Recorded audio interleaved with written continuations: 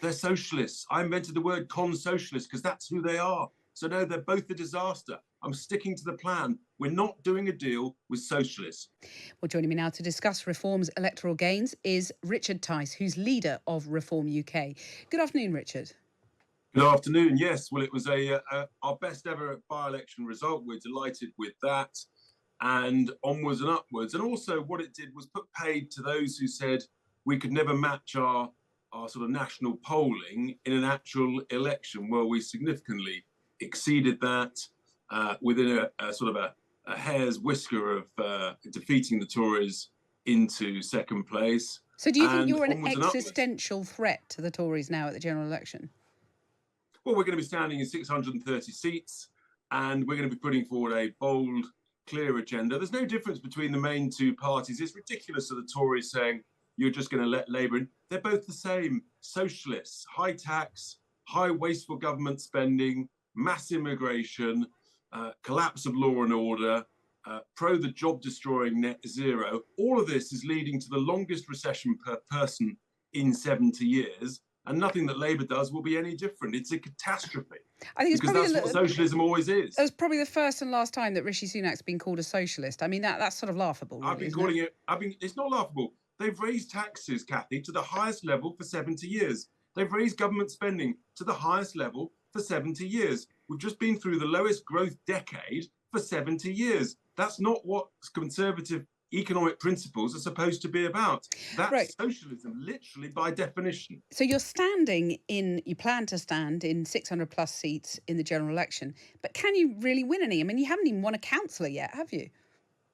Oh no, we have. We've won council seats. We've got the GLA assembly elections. Sorry, I'm talking tomorrow. about in this election today. And look, I've no doubt at all we will be winning seats in the general election. And just because we've got a flawed electoral system here, first past the post, you may say, yes, it's tough on the way up, but also it's brutal on the way down. And the Tories are sinking fast, so fast that, as you touched on, John Curtis is saying they could be annihilated. Well, given what they've done to the country, frankly, they don't deserve any mercy.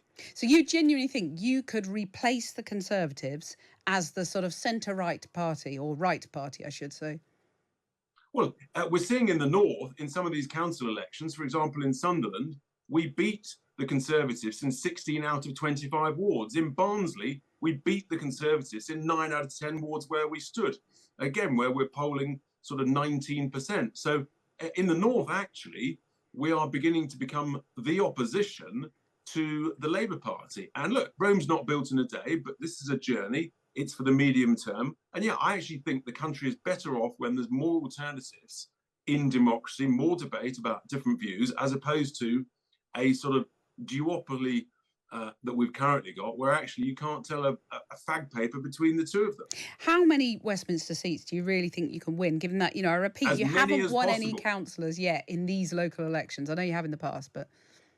Well, exactly. We have in the past as many as possible. All you're doing, Cathy, is making my point for me that our electoral system is deeply flawed, deeply undemocratic, and should be changed. It's absurd. But that's the system you've got to live with, though. No, sorry, it's really important. It's absurd that a party could get 15 to 20% of a vote and no representatives. That's outrageous. And if that transpires, then I think the country will be absolutely appalled at what that means for democracy. It's not surprising turnout falls and people lose interest in politics if your vote's not equal, if it doesn't count. I mean, I know you've been valiantly, doing media interviews today and so on. You're very prominent on the media, but you really need Nigel Farage back, don't you, to help you out? Look, it's a big job, and I've always said if Nigel feels that he wants to get stuck in again, then that would be fantastic. But it's a big decision for him. He thought he'd left frontline politics and was obviously enjoying a broadcast career, with another channel. So, let's wait and see. So he doesn't want to give up the salary and for the hard graft. He doesn't want to give up the salary for the hard graft of politics. Well, you'll have to ask him, Cathy. I'm not going to speak for him. But look, how much do you want him back, though? Well, we're making great progress, but he's the best known politician in the country. And the more oomph we can get, the more help he can get. Fantastic. Bring it on is what I say. And that actually, the reality is, the more people who get stuck in and help us, the more votes we get, our ambition this time round at this general election, which is ambitious but not beyond the realms of possibility, is to get more votes cast than the Conservative Party. And that's why actually a vote for reform is not a wasted vote. It's a serious, progressive vote for the future. How much difference do you think Nigel Farage returning to the fray would make to you? I mean, just try and quantify it for us. Well, the great thing is, you see, because his surname is probably one of the best known surnames in the country, and the media love to write about it, then obviously it's going to help boost the brand image of reform. And look, the reality is that whilst the likes of you and I, we spend lots of time thinking of politics, there's still, I'm going to guess 30 to 40% of the country who've not heard of reform or don't know what we stand for because we're relatively new. So you're very modestly saying you're not a household name yourself. I'm not claiming I'm a household name. I've only been in politics for a while. But the reality is you've got to push on. We're making great progress compared to where we were a year ago when everybody was laughing at me. Let me tell you, the Tories are not laughing now, Cathy. They're absolutely terrified, and rightly so, given what a mess they've made of running this country. You got any more defections under your belt from the Tories? Well, that's for me to know, isn't it? I'm afraid I'm not going to tell you live on air.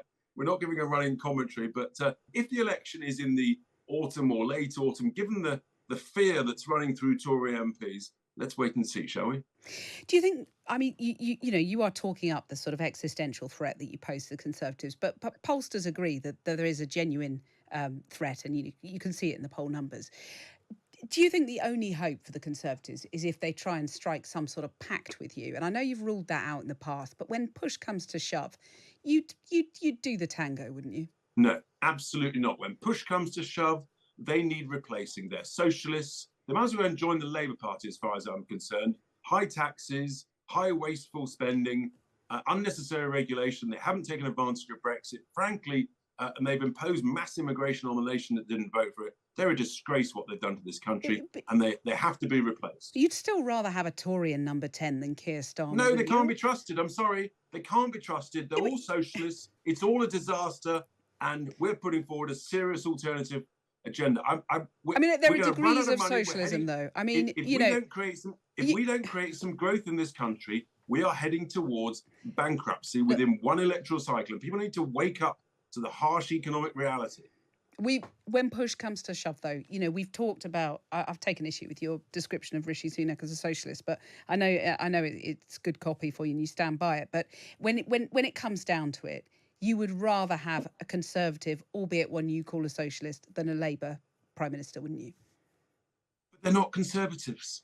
They're socialists. I invented the word con-socialist because that's who they are. So no, they're both a disaster. I'm sticking to the plan. We're not doing a deal with socialists. Full stop.